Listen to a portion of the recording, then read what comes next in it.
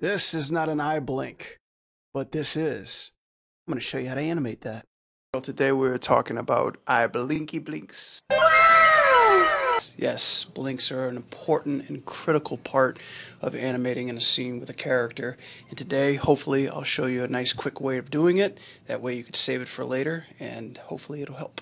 And before I like to do anything, I like to just solo out the controls and the geometry that I'm working in. Trust me, it's hard on your eyes. So by doing this, it'll help your eyes. So keeping that default open, I'm going to go to a seal pose.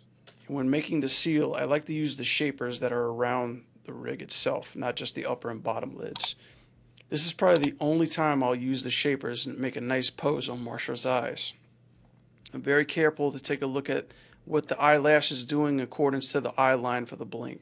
The average person can blink between 7 and 15 times a minute, which I didn't know. So after the seal, our eyelids will dip down just a little bit as the eyes are blinking and rolling.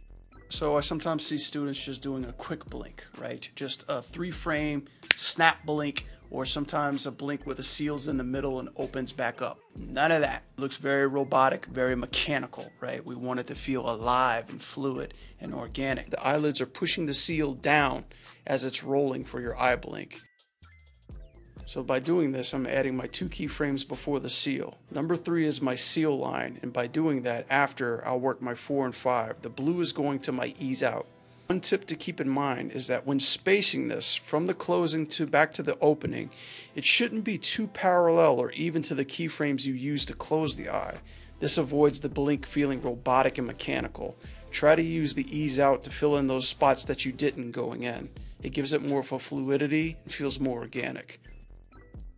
So if you think about blinks, essentially, blinks are used to keep our eyes moistened, right? Or to keep the shit out of your eye. In this case, in acting, eye blinks have meaning. Eye blinks have purpose. So here's a tip. Take the animation that we've established in the upper eyelid, go to the graph editor, look at our TYs, take that animation information, copy that sucker. Now go to the upper eyebrow control and paste that TY on its TY. If you got buffer curve, this goes in real big handy, because right now what you'll see is the TY on the eyebrow, but it's totally out of whack. So what you're going to do is just bring it back to its 0 resting point. Now with this TY information we have, it can complement the eyelids as well. So what we're going to do is we're going to use some Animating tools or scaling tools to tone down the TY while still retaining the animation information. Normally the eyebrow complements the eye blink. So when going down, you could utilize the TY animation that you have from the top blink to your eyebrow. This is just an extra complement for your animation that you already have. The eyebrows follow the blink going down and then lead on the way back up.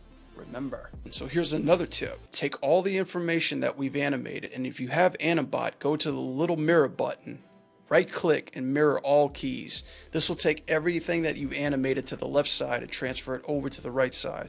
Whoo! But wait a minute, that eye's a little bit off. Hey, it's not a perfect tutorial and it's not a perfect playthrough.